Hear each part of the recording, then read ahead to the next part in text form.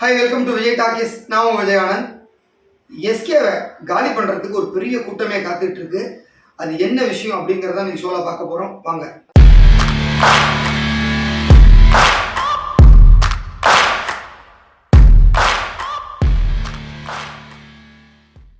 நடிகர் சிவகார்த்திகேயன் நம்ம வீட்டு பிள்ளை அப்படின்னு சொல்லி இன்னைக்கு இண்டஸ்ட்ரியில் வந்து ரொம்ப வேகமாக வளர்ந்து வர்ற நடிகர்.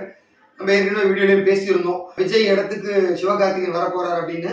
அந்த மெய்ப்பிக்கிற வகையில் தான் அவரோட சக்ஸஸ் ரேஷியோவும் இருக்குது.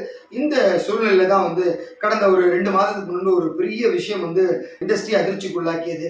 என்னன்னா, இசையமைப்பாளர் இமானும் அவர் மனைவியும் பெரியறதுக்கு வந்து சிவகார்த்திகேயன் தான் காரணம். இவரும் இமானோட ஒய்ஃபும் பேசிட்டு அந்த கான்வர்சேஷன் ஆடியோலாம் வந்து இமான் கேட்டதுக்கு அப்புறம் அவங்க 2 பேருக்குள்ள நட்பே உடஞ்சிருச்சு அப்படின்னு சொல்லி அவரே பேட்டி கொடுத்திருந்தாரு. ரொம்ப சென்சேஷனாக இருந்தது. அதற்கிடையே வந்து அது இப்போதான் ஆஃப் ஆகி ஒரு வழியாக வந்து அயலான் படம் வந்து திருப்பியும் ஒரு நல்ல டாப்ல உட்காந்துருக்கார் சிவகார்த்திகேயன். இந்த சுச்சுவேஷன்ல அடுத்த ஒரு விஷயத்தையும் கிளப்பிட்டாங்க. என்ன அப்படின்னாக்க, விஷ்ணு விஷால் நடிச்சு லால் சலாம் படம் இப்போ ரிலீஸ் ஆச்சு. அதோட ப்ரமோஷன்ஸில் உட்காந்து பேட்டி கொடுத்துட்டு இருந்திருக்காரு விஷ்ணு விஷால். அப்போ வந்து உங்களுக்கும் சூரிக்கும் இடையான அந்த பிரச்சனை எப்படி இருக்கு இப்போ அப்படின்னப்ப, இல்லை நாங்கள் வந்து திருப்பியும் சேர்ந்துட்டோம், அவர் என்கிட்ட பேசிட்டாரு, நாங்கள் படசெல்லாம் மறந்துட்டோம், எங்களுக்குள்ள அது மாதிரி ஒரு பிரச்சனை இல்லை அப்படிங்கிற மாதிரி ஒரு பேட்டி கொடுத்தாரு. ஆக்சுவலாக என்ன அப்படின்னாக்க, சூரி அண்ட் விஷ்ணு விஷால் 2 பேருமே ரொம்ப நல்ல ஃப்ரெண்ட்ஸு. அவங்களோட கெமிஸ்ட்ரியில் படங்களும் சூப்பர் டூப்பராக ஒர்க் அவுட் ஆரம்பிச்சுது. அதனால வந்து நிறைய படங்கள் வந்து அதற்கு உதாரணமாக சொல்லலாம். ஏன் வேலையில் வந்த வெள்ளைக்காரன் வந்து புஷ்பா புருஷன் காமெடி வந்து எவர்கிரீனு. இந்த சுச்சுவேஷனில் தான் வந்து ஒரு லேண்ட் பிரச்சனையில் வந்து விஷ்ணு விஷாலுக்கும் சூரிக்கும் ஒரு மனஸ்தாபம் ஏற்பட்டது. அதில் வந்து ரொம்ப சூரி மனமுடைந்து விஷ்ணு விஷாலோட அப்பா காவல்துறை அதிகாரி மீது ஒரு போலீஸில் ஒரு கம்ப்ளைண்ட்டே கொடுத்துருந்தாரு. அதனால வந்து சூரி மேலே பயங்கர கடுப்பாகி பல மீடியாக்களுக்கு விஷ்ணு விஷால் அவரை எதிர்த்து அவரை திட்டி பயங்கரமாக பேட்டியெல்லாம் கொடுத்துருந்தாரு. இதனால அவங்க 2 பேரும் வந்து பயங்கரமாக பிரித்திருந்தாங்க. இனிமேல் ஒருத்தர் வந்து பார்த்துக்கிறதுல பேசிக்கிறதுல 2 பேரும் படத்தில் சேர்ந்து நடிக்கிறதில்ல அப்படிங்கிற முடிவுலாம் பண்ணியிருந்தாங்க. இப்படி தான் போயிட்டு இருந்தது. இதற்கிடையில் வந்து அந்த பிரச்சனை டைல்யூட் ஆனதுக்கு அப்புறம் 2 பேரும் பேசிக்கிட்டதா இப்போ விஷ்ணு விஷாலே சொல்லியிருக்காரு. அது ஒரு சைடு இருக்கு. ஆனால் வந்து அதில் ஒரு சின்ன இக்கு வச்சிருக்காரு. எங்கள் 2 பேருக்குள்ள வந்து உண்மையிலே என்ன நடந்ததுன்னு நான் புரிஞ்சிட்டு இருக்கேன்.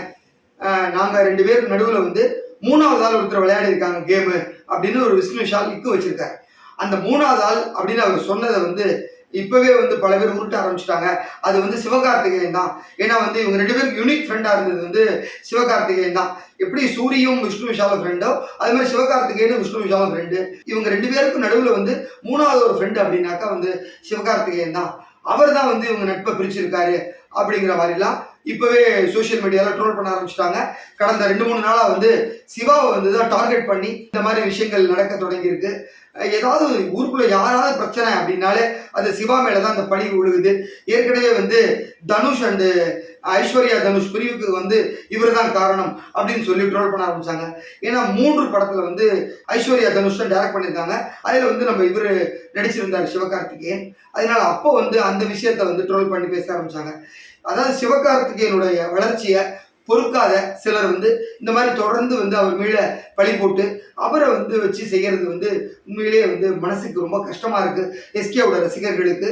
அதே போல் வந்து தன் மீது எவ்வளோ ஒரு பழி போட்டாலும் எவ்வளோ ஒரு பேரை டேமேஜ் பண்ணாலும் அதிலிருந்து மீட்டு வருவேன், இதெல்லாம் தாண்டி தான் நான் வந்திருக்கேன், இதை தாண்டி நிறைய ஸ்டெக்கில் நான் சந்திச்சு தான் இந்த இடத்துக்கு வந்திருக்கேன் அப்படின்னு சிவாவும் சொல்லியிருக்காரு ஓப்பனாக பல மேடைகளில். ஏன்னா டிவிலேருந்து ஒருத்தர் பெரிய திரைக்கு வந்து சாதிச்சு இவ்வளோ பெரிய இடத்த உட்காரணும் அப்படின்னா உண்மையிலே வந்து அது ஒருத்தர் மனசு வச்சாதான் முடியாது.